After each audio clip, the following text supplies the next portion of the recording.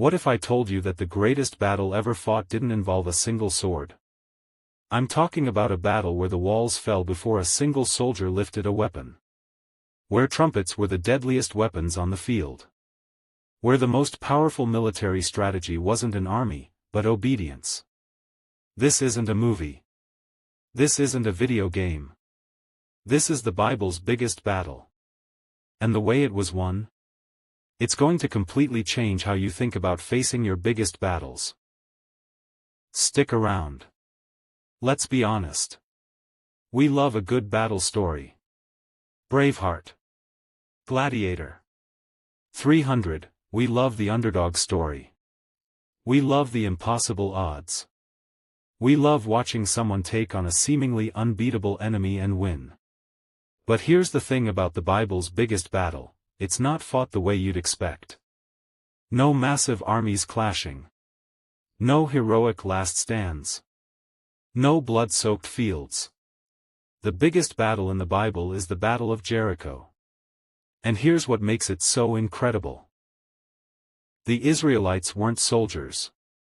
They were refugees. Former slaves. They had no siege weapons. No battering rams. No military training. They were facing one of the most fortified cities in the ancient world. Walls so thick that people lived on top of them. A city that had never been conquered. And God gave them a battle plan so absurd, so ridiculous, that it sounds like something out of a comedy sketch. March around the city for 6 days. Blow some trumpets. Shout. That's it. And it worked. Let's dive in. First, we need to understand the setup. The Israelites had just crossed the Jordan River. They were finally entering the Promised Land, after 40 years of wandering in the wilderness. 40 years. An entire generation had died in the desert. Only 2 men from the original Exodus, Joshua and Caleb, were still alive. Now Joshua was leading them. And the first obstacle in their path? Jericho.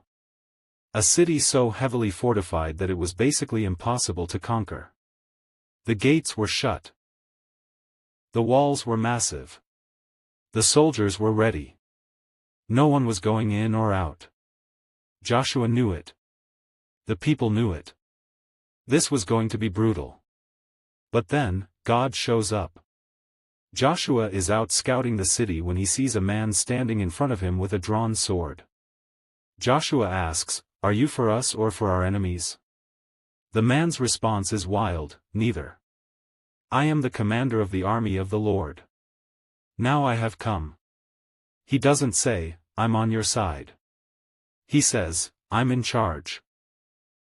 And you need to figure out whose side you're on." Joshua falls on his face and worships.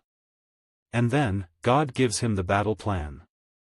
Joshua, march around the city once every day for 6 days. 7 priests will carry trumpets of ram's horns in front of the ark. On the 7th day, march around the city 7 times. Then, the priests will blow the trumpets. And when you hear the long blast of the trumpet, have all the people shout, and the walls of the city will collapse. That's the plan. March. Trumpets. Shout. No siege towers. No battering rams. No archers. No swords. Just obedience. And Joshua, he doesn't question it. He doesn't say, "God, that's ridiculous." He doesn't say, "God, that's not how wars are won." He says nothing. He just obeys. Imagine being one of those soldiers. Day 1, okay, this is weird, but I trust God. Day 2, we're doing this again. Day 3, are we sure about this? Day 4, seriously? Nothing's happening. Day 5, I'm starting to feel really stupid. Day 6, this is pointless. We're wasting our time. But they keep marching.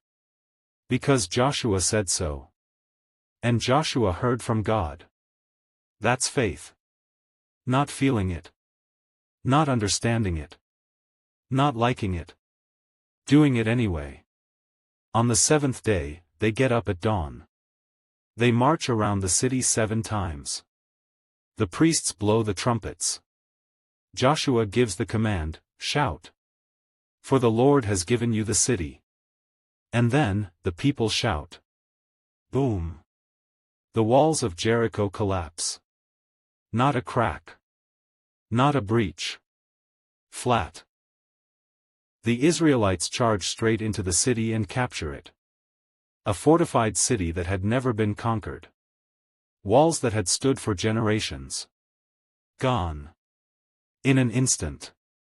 And here's the part that blows my mind: the Israelites didn't lift a single weapon to bring those walls down.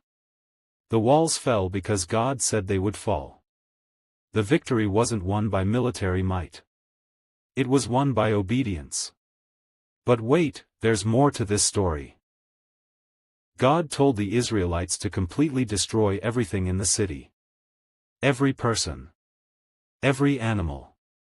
Every piece of gold and silver. Except for one family. Rahab, a prostitute who had hidden the Israelite spies, and her family were spared. A prostitute. An outsider. Someone the world would have considered worthless. She was saved. Because she put her faith in God. That's the beauty of this story. The walls fell because of faith. And Rahab was saved because of faith. One battle. 2 incredible lessons. Faith brings down walls.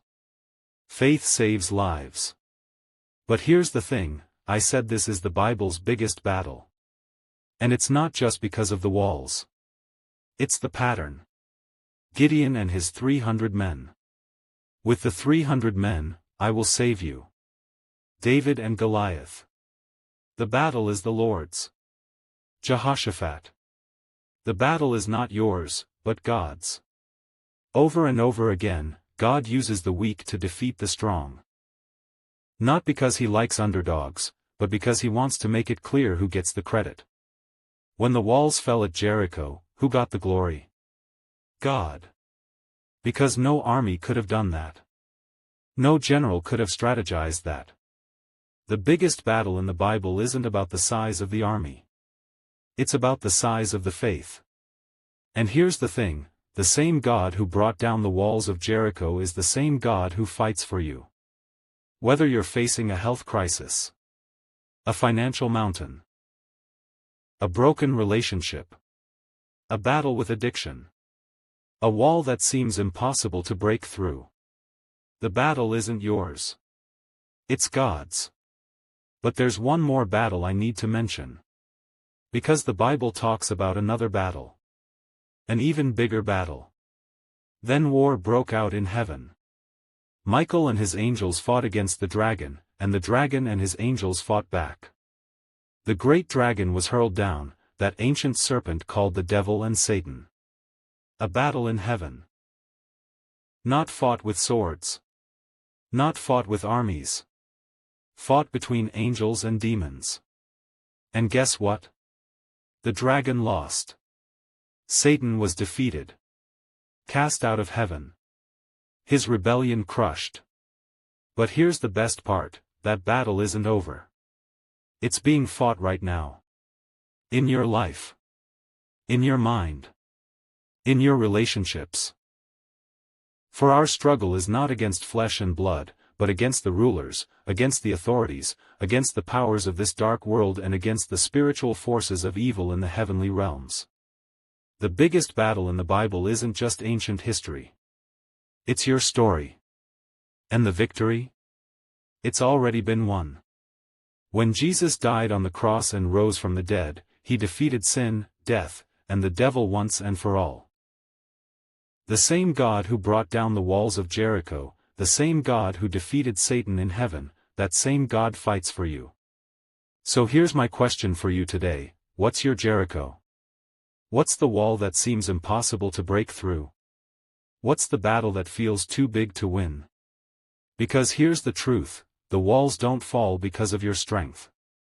They fall because of your faith. You don't need a bigger army. You don't need a better strategy. You need to trust the one who has already won the victory. So today, I want to challenge you, stop fighting your battles alone. Give it to God. Trust His plan. Follow His instructions. Even if it doesn't make sense. Even if it feels ridiculous. Even if everyone else thinks you're crazy. Because when God fights for you, walls fall. Giants tumble. And victory is guaranteed. If this video encouraged you, drop a comment below. Tell me, what's your Jericho? And share this with someone who needs to hear that God fights their battles. Because the biggest battle in the Bible proves one thing: with God, nothing is impossible.